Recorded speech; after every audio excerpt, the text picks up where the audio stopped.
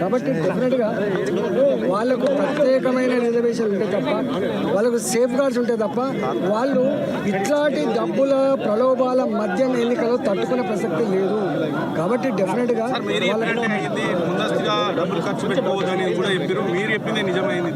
ఇప్పుడు మేము ఉత్తగానే గాలి మాటలు మాట్లాడలేదు.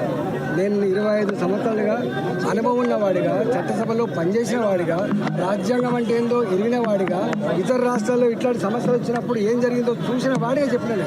ఇవన్నీ ఎందుకంటే ఒకవేళ కనుక నిజంగా వాళ్ళు ఇచ్చిన ప్రకారంగా షెడ్యూల్ ప్రకారంగా ఇవాళ నోటిఫికేషన్ కూడా వచ్చి ఎన్నిక జరిగినాయి, మహారాష్ట్రలో ఏం జరిగిందో అది జరుగుతుంది. అందువల్ల నేను ఒకటే, బీసీ ప్రజలతో చెలగాటమాడే ప్రయత్నం ఏ పార్టీ కూడా చేయొద్దు. ఇవాళ వాళ్ళు చైతన్యవంతమైన వాళ్ళు మోసపోవడానికి సిద్ధంగా లేరు. వాళ్ళు ఇలా సంపూర్ణంగా ఐక్యతతో చాలా కాన్షియస్గా ఉన్నారు. వాళ్ళు స్పష్టంగా చెప్తా ఉన్నారు, ఇది ఇట్లా కాదు అని చెప్తా ఉన్నప్పుడు ఎందుకు డ్రామా చేయాలి చెప్పండి. సుప్రీంకోర్టు ఏమో పాత రిజర్వేషన్ల ప్రకారం పంచాయతీ ఎన్నికలు నిర్వహించుకోమని ఎప్పటివరకైతే రాజ్యాంగానికి లోబడి మీరు ఎన్నికలు నిర్వహించడం అప్పటి వరకు ఇప్పుడున్న చట్టం ప్రకారం చెల్లెదని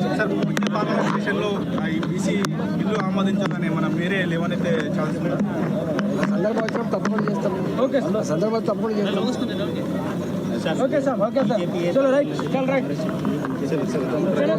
నేను మళ్ళీ చెప్తున్నాను, ఒక పార్టీ మీద ఒక పార్టీ ఆరోపణలు చేసుకొని బీసీలను మోసం చేయగలిగి ఇది తరిక కాదు.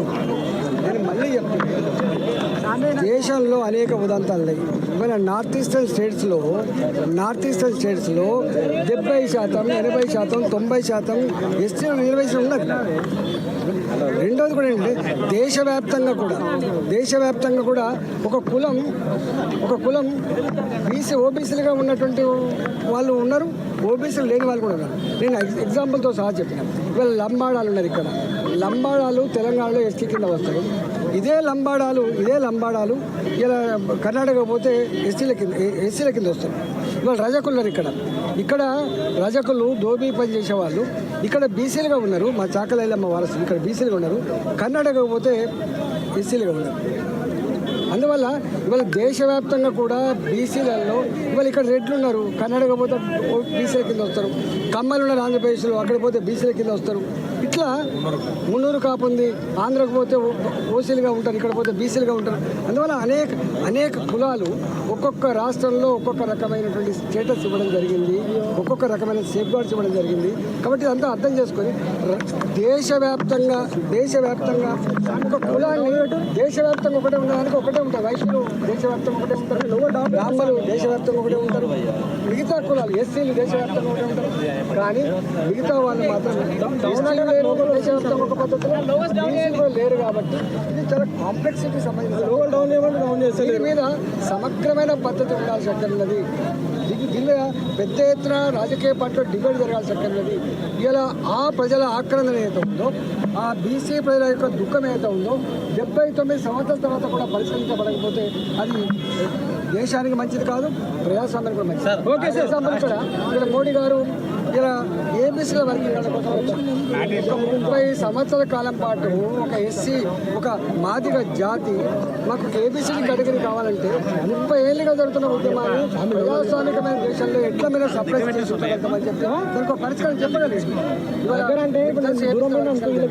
అట్లనే ఇక్కడ ప్రధానమంత్రి గారు తప్పకుండా ప్రజల నుంచి వచ్చేటువంటి ఆవేదనని మనం పక్కదారి పట్టించొద్దు, దాన్ని సప్రెస్ చేయొద్దు, దాన్ని చిన్నగా చూసే ప్రయత్నం చేయొద్దు, లేకపోతే ఆందోళన వచ్చేటువంటి ఆస్కారం ఉంది. కాబట్టి ప్రజాస్వామ్యంలో ప్రజల యొక్క ఆవేదనని, ప్రజల యొక్క డిమాండ్ని మనం దాన్ని పరిశీలనలోకి తీసుకోవాలి, దానికి ఒక పరిష్కారం చెప్పాల్సిన రాష్ట్ర ప్రభుత్వ హక్కులను గవర్నర్ రాష్ట్రం అనేది ఒక డిమాండ్ ప్రధాన ఆరోపణ ఉంది. అయితే నిజంగానే అన్ని రాజకీయ పక్షాలు కూడా ఆమోదించి పంపిన బిల్లు ఏదైనా తప్పులుంటే తిరస్కరించి వెనక్కి పంపాలి, కానీ అక్కడే పెండింగ్లో పెట్టుకోవడం ఏంటి? ఒక మాట రాజ్యాంగ పరిరక్షకుడు రాష్ట్రంలో గవర్నర్ గారు మాత్రమే, దేశంలో రాజ్యాంగ పరిరక్షకుడు రాష్ట్రపతి గారు.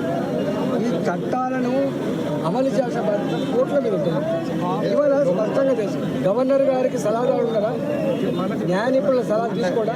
గవర్నర్ గారు రిజర్వేషన్ల మీద రేవంత్ రెడ్డి గారు మాట్లాడిన మాట మీకు నాకు తెలిసి ఒక 1 minute మీకు వీడియో మీకు వచ్చింది. ఏమన్నారు వాళ్ళు, ఈ సబ్జెక్ట్ రాష్ట్రాలకు సంబంధించిన సబ్జెక్ట్ కాదు, మీరు ఎవరైనా ఇట్లా మేము ఇస్తామని చెప్తే డ్రామా ఆడినట్టు మాత్రమే అని చెప్పి నేను చెప్పట్లేదు. ఇవాళ స్వయంగా రేవంత్ రెడ్డి గారు చెప్పారు. అధికారంలో లేనప్పుడు చెప్పిన రేవంత్ రెడ్డి గారు అధికారంకి వచ్చిన తర్వాత నేను చట్టసభలలో కౌన్సిల్లో కావచ్చు, అసెంబ్లీలో కావచ్చు, అన్ని పార్టీల ఆమోదం పొందిన తర్వాత గవర్నర్ గారు ఎట్లా దాన్ని కప్పిపెడతారని చెప్పి మాట్లాడుతున్నారు. తప్పు. నువ్వు రాజ్యాంగబద్ధంగా ఏర్పడ్డ నీ ప్రభుత్వం, రాజ్యాంగాన్ని లోబడి పరిపాలించాల్సిన నీ ప్రభుత్వం, నువ్వు రాజ్యాంగాన్ని అపాస్యం చేస్తావు కాబట్టి గవర్నర్ గారి బాధ్యత రాజ్యాంగాన్ని కాపాడే బాధ్యత, కాబట్టి దాన్ని పక్కకు పెడతారు తప్ప మీకు ఆమోదించే ప్రసక్తి లేదు. రాష్ట్ర ప్రజల అభిప్రాయం రాహుల్ గాంధీ ప్రధాని మోడీ 5 నిమిషాలు కూర్చుంటే బీసీ బిల్ అనేది వచ్చేస్తారని చెప్పి చెప్తున్నారు. రాజధాని చేపట్టు చేయొచ్చట కేటీఆర్ గారికి ఆ పార్టీకి బీసీల గురించి ఈ బిల్లుల గురించి మాట్లాడేటప్పుడు లేదు. వాళ్ళ పార్టీ ఉన్నంత వరకు బీసీ ఒక ఎస్సీ దానికి అధ్యక్ష అయ్యే ప్రసక్తి లేదు. ఆ పార్టీ ఎప్పుడైనా అధికారంకి వస్తే ఒక ముఖ్యమంత్రి అయ్యేటువంటి ప్రసక్తి లేదు. వాళ్ళున్న కాలంలో కదా బీసీలకు ఉన్న 33% నుంచి 34% నుంచి తీసుకొచ్చింది. అందువల్ల వాళ్ళకు బీసీల గురించి మాట్లాడే హక్కు వాళ్ళకు లేదు. కేంద్ర ప్రభుత్వం కులగణన చేసిన తర్వాతనే సాధ్యమయ్యే అవకాశం ఉందా? ఇట్లా డెఫినెట్గా మీరు ఇంతకుముందు చెప్పినట్టుగా దేశవ్యాప్తంగా మోడీ గారు, మీకు తెలుసు మోడీ గారి యొక్క కమిట్మెంట్, మోడీ గారి యొక్క ఇంటిగ్రిటీ ఎవరు శంకించాల్సింది.